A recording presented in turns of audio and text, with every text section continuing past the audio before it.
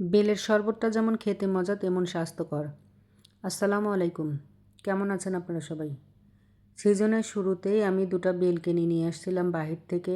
মনে মনে ভাবছিলাম বেলটা ভালো হবে কি না, টাকাগুলো নষ্ট করলাম কি না। তারপরে বেল ভেঙে তো আমি আল্লাহর রহমতে খুবই খুশি, একদম শুকরিয়া আদায় করলাম আল্লাহর কাছে। এত ভালো বের হয়েছে বেলটা, একদম গাছ পাকা বেল।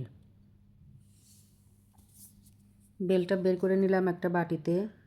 একদম খুব সুন্দর হয়ে পেকেছে, কালারটাও খুব দারুণ। এখন এটা দিয়ে শরবত বানিয়ে নেব। এই বেলের শরবত সন্ধ্যার সময় যেমন মজা খেতে তেমন স্বাস্থ্যকরও।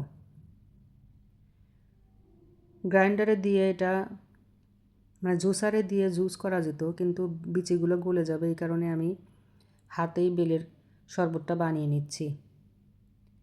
আর আমার এরকম অভ্যাস আছে হাতে বেলের শরবত বানানো, আমাদের বাড়িতে আগে একটা গাছ ছিল, সেই গাছের বেল দিয়ে আমি মাঝে মধ্যেই শরবত বানাতাম।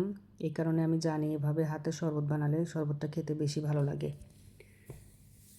ভালোভাবে চটকিয়ে সব ময়লা হাতে ছেঁকে ফেলে দিয়ে সামান্য পরিমাণ চিনি দিয়ে একটু পাতলা করে পানি দিয়ে গুলিয়ে নিলাম। হয়ে গেল খুবই মজাদার একটা শরবত, বেলের শরবত।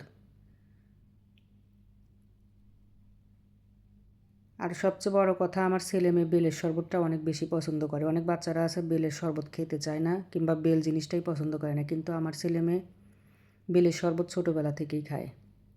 খুবই মজাদার ছিল শরবতটা। ভিডিওটা এই পর্যন্তই। আল্লাহ হাফেজ।